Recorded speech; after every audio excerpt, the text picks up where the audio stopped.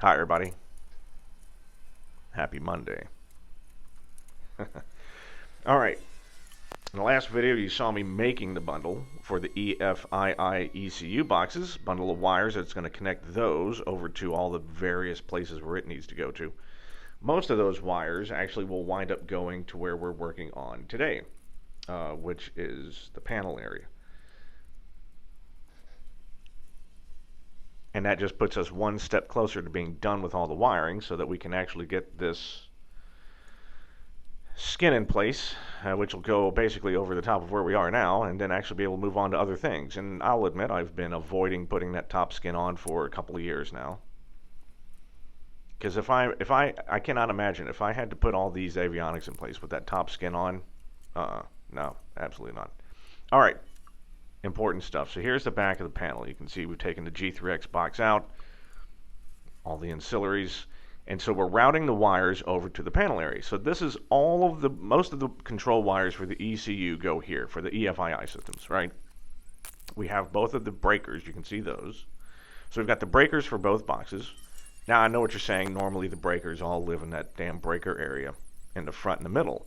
That's very true. However, testing the power for the ECUs is part of the startup flow for the plane. It's part of the checklist for making sure the EFII system is working.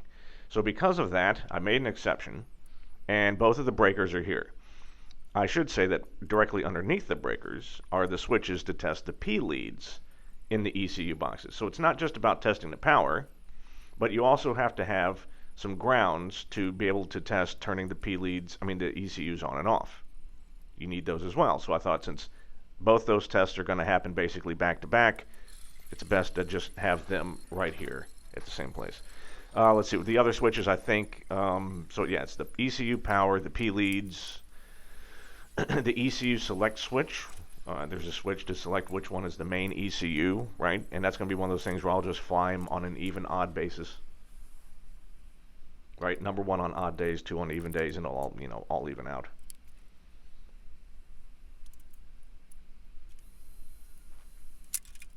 So I think a total of 7 wires are going in here. Note the routing of the wires underneath. So the bundle all meets in one place and then goes down across underneath the G3X box. It also is convenient because it attaches to all of the breaker switches that we're using for all of our main safety power stuff, right? So that's all on a separate bus. So like the landing light, taxi light, nav strobes. I even have the defrost fans. And I think there's one. Oh yeah, pitot heat's down there. So all those switches are underneath the G3X box, and all the wires run through it.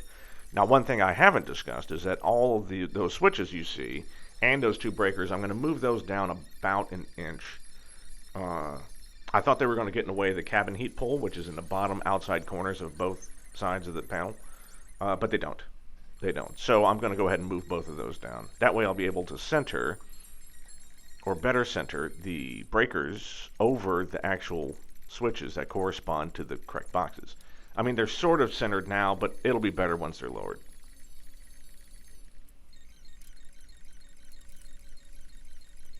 There I am making the leads for the alternator warning light. That's the other wires that got routed over, was the alternator warning light. And there I am putting them in there. So you can see all those switches down there. They're great. Those also need to get moved down. But to move them down, and I'm only talking like 1/4 of an inch just to get them away from the G3X box, mostly so that I can label them on the panel. To move them down, I also need to spread them apart a little bit. Those big breaker switches are very thick and you can't really put them where the nut plates are that secure the panel to the panel to the panel frame, right? So your front panel, the beautiful one, right? It's got to get screwed in. Well, I got to move those switches around for them to fit. All right, here you can see this is how I have to hook up the G3X again. It's not really bad, right? It's just getting all those bundles. I mean, the whole thing can come out in 2 minutes, which is exactly what I wanted.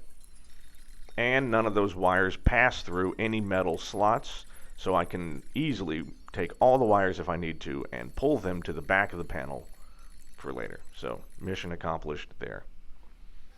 All right, in the next video, more EFI goodness. Thank you for joining me, everyone. See you soon.